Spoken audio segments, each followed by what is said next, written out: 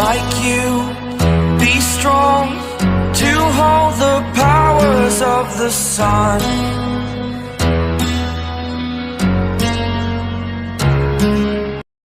History का सबसे बुरा दिन था। वांडा यानी स्कारलेट विच एक नर्वस ब्रेकडाउन की वजह से रियलिटी पर अपना कंट्रोल खो चुकी थी। उसकी वजह से एक ऐसा खेओस क्रिएट हुआ कि विजन, एंटमैन और हॉकाई तीनों मारे गए। उस वक्त सोर्सर सुप्रीम डॉक्टर स्ट्रेंज ने अपनी पावर से वांडा को रोक तो दिया, पर अब वो दुनिया के लिए एक बहुत बड़ा खतरा बन चुकी थी। इसलिए मैग्नेटो अपनी बेटी वांडा को सारी दुनिया से दूर एक ऐसी जगह ले आया जहाँ कोई भी ना रहता हो, यानी जेनोसा। चार्ल्स ज़ेवियर यानी अर्थ के सबसे पावरफुल साइकिक ने वांडा को कंट्रोल करने की पूरी कोशिश की, पर अब सब हाथ से निकल चुका था। अवेंजर्स और एक्समैन के पास वांडा को मारने के अलावा कोई और रास्ता नहीं बचा। लेकिन कैप्टन अमेरिका इस सब के खिलाफ थे। वांडा एक अवेंजर थी और अपने साथी को मारना किसी भी एंगल से सही नहीं था। इसलिए एक्समैन और अवेंजर्स एक आखिरी बार वांडा को बचाने जेनोसा गए। लेकिन सब बिगड़ गया। वांडा ने रियलिटी ही डिस्ट्रॉय कर दी। अब दुनिया कैसी बन चुकी है, आज के इस एपिसोड में हम यही जानेंगे। तो मेरे व्यूअर्स को सीट थम कर बैठिएगा, क्योंकि आज की वीडियो बहुत ज़्यादा क्रेजी होगी। लेकिन अगर आपने अभी भी पहला एपिसोड नहीं देखा तो उसे ज़रूर देख लेना। लिंक आपको डिस्क्रिप्शन में मिल जाएगा या स्क्रीन पर भी वीडियो शो हो रही, अब वहाँ से उसे देख सकते हैं। अब चलिए बिना किसी देर के हाउस ऑफ एम के सेकंड एपिसोड को शुरू करते हैं। कहानी की शुरुआत होती है द ब्रॉन्क्स, न्यूयॉर्क सिटी से। एक बूढ़ा आदमी अपने लॉकर से कुछ निकाल रहा था। ये कुछ लेटर्स थे, वो भी स्टीव रोजर्स के नाम। यानी गाइस ये कोई और नहीं, कैप्टन अमेरिका थे, जिनका वांडा की इस बदली हुई रियलिटी में नाम ही कुछ और था और वो बूढ़े हो चुके थे। या तो कैप्टन अमेरिका को कभी सुपर सोल्जर सीरम दिया ही नहीं गया, या फिर वो उस एक्सीडेंट से बच निकले, क्या पता। पर इससे भी अजीब बात यह थी कि सड़कों पर म्यूटेंट्स खुले घूम रहे थे, जिसका सिर्फ एक ही मतलब है, हमारे हर एक अवेंजर और एक्समैन की जिंदगी भी बदल चुकी होगी, जो बिल्कुल सही था। एमा फ्रॉस्ट और स्कॉट की शादी हो चुकी थी। लॉस एंजलिस में वंडर मैन यानी सैम विलियम्स वो एक स्टार बन चुका था। कैरल डेनवर्स यानी कैप्टन मार्वल अमेरिका की सबसे फेमस सुपर हीरो थी। और गाइस ऐसा मत कहना कि ये कमला खान है, क्योंकि पुरानी कॉमिक्स में कैप्टन मार्वल की कॉस्ट्यूम बिल्कुल ऐसी ही थी। वो क्रिमिनल्स को बुरी तरह धो रही थी। और फिर हम देखते हैं एक सेंटिनल, म्यूटेंट्स को मारने वाला यही रोबोट जो कबाड़ बन चुका था। यानी म्यूटेंट्स को अब कोई मारना नहीं चाहता। उधर ओहायो में शी-हल्क कोई सुपर हीरो नहीं, बल्कि एक नॉर्मल टीचर थी। और हेल्स के ल्यूक केज यानी पावरमैन एक माफिया बॉस। ये सब हो क्या रहा था? ल्यूक अपने अंडरग्राउंड अड्डे में बैठा था कि तभी वहाँ कोई आता है। ल्यूक ने पूछा, मैं तुम्हारी क्या मदद कर सकता हूँ? वो बंदा कहता है कि तुम ल्यूक केज हो? ल्यूक ने कहा, हाँ मैं ही हूँ, पर जब तुम्हें मेरा नाम पता ही है तो तुम पूछ क्यों रहे हो? तुम हो कौन ब्रदर? उस बंदे ने कहा, मैं डिटेक्टिव सैम विल्सन हूँ। तो गाइस ये कोई और नहीं, सैम यानी फाल्कन था। लेकिन यहाँ वो ऐसा नहीं है। उसने कहा, विल्सन फिस्क के साथ लास्ट नाइट क्या हुआ? ल्यूक कहता है, अरे कैसी बात कर रहे हो डिटेक्टिव, मैंने तो इस बंदे का नाम तक नहीं सुना। सैम ने कहा कि तुम जेल की हवा खाना चाहते हो? किसी ने पिछली रात किंग पिन को मार मार कर कोमा में पहुंचा दिया। ल्यूक कहता है, ओह तो किंग पिन उसकी बात कर रहे हो, मेरा राइवल। वैसे जिसने भी उसके साथ ऐसा किया अच्छा ही किया। सैम ने पूछा, तुम पिछली रात कहाँ थे? ल्यूक कहता है, सो रहा था। फिर भी डिटेक्टिव, तुम जो भी तरीका अपनाना चाहते हो वो अपना लो, पर तुम मुझे फंसा नहीं पाओगे। तो गाइस वांडा की बनाई हुई रियलिटी सच में काफ़ी अजीब थी। इसमें तो अवेंजर्स ही एक दूसरे के दुश्मन थे। उधर दूसरी तरफ डॉक्टर स्टीफन स्ट्रेंज कोई सोर्सर सुप्रीम या मास्टर ऑफ मिस्टिक कार्ड्स नहीं, बल्कि एक नॉर्मल साइकेट्रिस्ट था। अब ये नहीं पता इस रियलिटी में उसकी पावर सच में है ही नहीं, या फिर वांडा की वजह से वो उन्हें भूल चुका है। स्ट्रेंज इस वक्त एक पेशेंट का इलाज कर रहा था। उसने कहा, रॉबर्ट क्या ये फिर से हुआ? वो बंदा कहता है, हाँ मैं अपने बेटे के साथ था, हम खुश थे कि तभी एक अंधेरा सब कुछ खत्म कर देता है। मैं पागल नहीं हूँ डॉक्टर, वो सच था।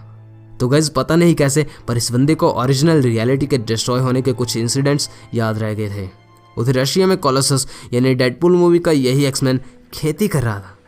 मतलब हद है, इस रियलिटी में उसे खेती करने की क्या ज़रूरत थी, पर फिर भी ऐसा ही है।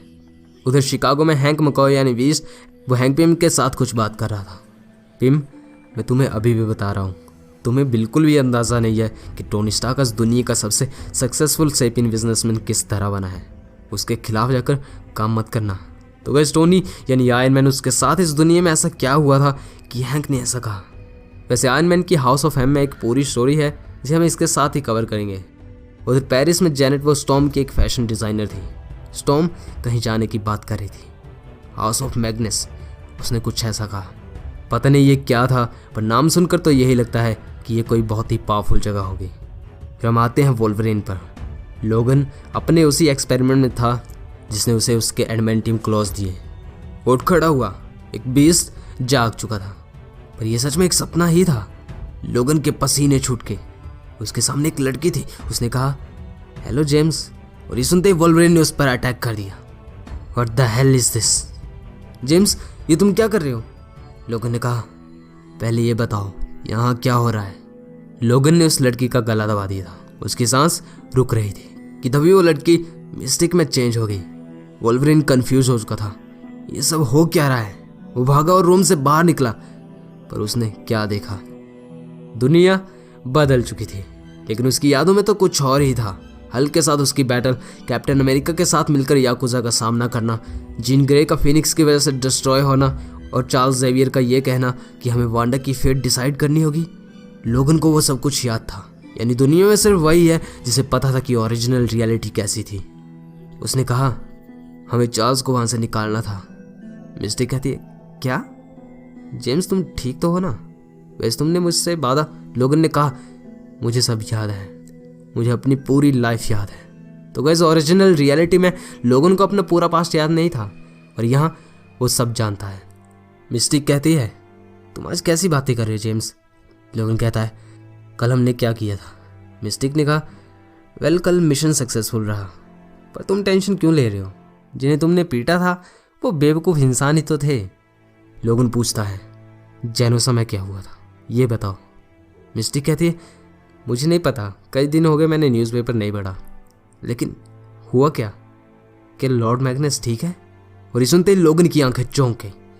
ओह माय गॉड, ज़ेवियर, तुम हार गए, ऐसा नहीं हो सकता।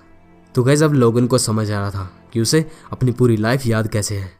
वो जान गया कि रियलिटी बदल चुकी है, और ये समझते ही लोगन हेलीकैरियर से कूद गया, और बूम, न्यूयॉर्क सिटी में वंडरमैन, मैरी जेन और स्पाइडरमैन सब फेमस थे। लोगन नीचे पड़ा था, ये सब क्या हो रहा है? इस दुनिया में कौन कहाँ है, ये सब जानने के लिए पहले तो उसे न्यूज़पेपर पढ़ने पड़े। लोगन ने एक बंदे से बाइक छीनी और वहाँ से निकल गया। रात के वक्त लोगन एक जंगल में था। दरअसल वो किसी को ढूंढ रहा था। ये एक घर था। लोगन छुपते हुए अंदर घुसा ताकि कोई उसे देख न ले। घर पूरा खाली है, पर तभी लोगन को एक सोया हुआ आदमी दिखा। वो उसके पास गया और उसका मुंह दबोच लिया। लोगन ने कहा, चार्ल्स ज़ेवियर कहाँ है? वो बंदा कहता है, कौन? झूठ मत बोलो, चार्ल्स ज़ेवियर कहाँ है? उस बंदे ने फिर से कहा, मुझे नहीं पता तुम किस बारे में बात कर रहे हो, लगता है तुम गलत घर में आ गए हो, प्लीज़ मुझे छोड़ दो। लोगन कहता है, तुम्हें यहाँ रहते हो कितने साल हो गए? उस बंदे ने कहा, 15 साल, पूरे 15 साल से मैं यहाँ हूँ। और ये सुनते ही लोगन वहाँ से गायब हो गया। 15 सालों से वो बंदा वहीं रह रहा था, मतलब चार्ल्स ज़ेवियर। ये उसका घर नहीं है। लोगन ने चार्ल्स को ढूंढने की बहुत कोशिश की, और वो उसे नहीं मिला। इवन कि उसने तो पूरी फ़ोन डायरेक्टर ही छान मारी। लोगन फ़ोन से इन्फॉर्मेशन मांग रहा था। अच्छा, एक और नाम ढूंढो, पीटर पार्कर। तो फ़ोन से जवाब आया, सर, क्या आप पीटर पार्कर के फ़ैन क्लब के बारे में बात कर रहे हैं? लोगन ने कहा, फ़ैन क्लब? ये कैसी बेकार बात कर रहे हो? उस निखट्टू का एक फ़ैन क्लब भी है। लेकिन फिर इसी बीच लोगन ने क्या देखा, कुछ म्यूटेंट्स एक लड़की को मार रहे थे। वोल्वरिन के सामने ऐसा करना अपनी मौत को बुलावा देना होता है। लोगन ने फ़ोन छोड़ा और उसके क्लॉज बाहर। पता नहीं आज उन म्यूटेंट्स के साथ क्या हुआ होगा। फिर अगले दिन न्यूयॉर्क सिटी में वोल्वरिन स्टार्क टावर पहुंच गया था। उसने कहा, टोनी स्टार्क, मुझे उससे मिलना है। पर इंक्वायरी वाली लड़की कहती है, आई एम सॉरी सर, ये बिल्डिंग उनकी है, पर वो इस सिटी में नहीं रहते। और तभी कोई वोल्वरिन के पीछे से कहता है, जेम्स, तुम्हें टोनी स्टार्क से क्या काम है? वैसे बॉस ने तुम्हें वापस लाने के लिए कहा है, वो भी किसी भी तरह। तो क्या तुम हमारे साथ आसानी से चलोगे? ये एजेंट ड्रू थी। मिस्टिक कहती है, जेम्स, शील्ड ने तुम्हें वापस आने के ऑर्डर दिए हैं, इसलिए हमारे लिए बखेड़ा खड़ा मत करना। तो गैस, वोल्वरिन इस रियलिटी में शील्ड का एक एजेंट है। वो कहता है, लेकिन तुम सबने मुझे ढूंढा कैसे? ड्रू कहती है, भूल गए, तुम्हारे अंदर एक ट्रैकर है तुम हमसे बचकर कहीं नहीं जा सकते। और ये सुनते ही लोगन वहाँ से भागने लगा। मिस्टिक और सारे म्यूटेंट्स ने उस पर फायर करना शुरू कर दिए। वोल्वरिन अकेला 5 म्यूटेंट्स के खिलाफ था और वो अकेला ही सब पर भारी भी था। मिस्टिक कहती है, तुम अपनी टीम के खिलाफ कैसे जा सकते हो जेम्स? लोगन ने बिल्डिंग का शीशा तोड़ा और वो बाहर। ड्रू उस पर हमला करने लगी। प्लीज़ मुझे ये करने पर मजबूर मत करो। पर लोगन ने बाइक उठाई और वो भागा। जैक उसे पकड़ने के लिए सीधा टेलीपोर्ट करता है, लेकिन तभी किसने जैक पर ही हमला कर दिया। वो गिर गया। उस पर तीरों से फायर हुई थी। लोगन पूरी स्पीड से भाग रहा था कि तभी अचानक कोई ज़मीन से बाहर निकला और उसने लोगन को अपने अंदर खींच लिया। लोग ये सब देखते ही रह गए। वो कौन था पता नहीं, पर उस अननोन शख्स ने लोगन को कहीं टेलीपोर्ट कर दिया था। वो अपनी बाइक के साथ सीधा एक बिल्डिंग के अंदर क्रैश कर गया। वोल्वरिन के क्लॉज बाहर और लड़ने के लिए तैयार था कि तभी कोई कहता है, शांत हो जाओ म्यूटेंट। और गाइस वो कोई और नहीं, ल्यूक केज था। लोगन ने कहा, केज क्या ये तुम हो? ल्यूक केज कहता है, तुम मुझे कैसे जानते हो? लोगन ने कहा, पहले ये बताओ ये सब क्या हो रहा है? केज कहता है, मैं इसी पर बात करना पसंद करूंगा, पर पहले तुम अपना ट्रैकर क्रैश करोगे। लोगन ने कहा, पहले बताओ यहाँ क्या हो रहा है? केज फिर से कहता है, अपनी गर्दन पर लगे ट्रैकर को क्रैश करो या फिर हम खुद तुम्हारे लिए ये काम कर देंगे। कि तभी पीछे से किसी ने कहा, तुमने सुना नहीं, ट्रैकर क्रैश करो अभी। और गैस ये कोई और नहीं, हॉकाई था, जो ओरिजिनल रियलिटी में मर चुका है। ये रियलिटी सच में काफ़ी अजीब थी। अब आगे क्या होगा 3rd एपिसोड में हम यही जानेंगे।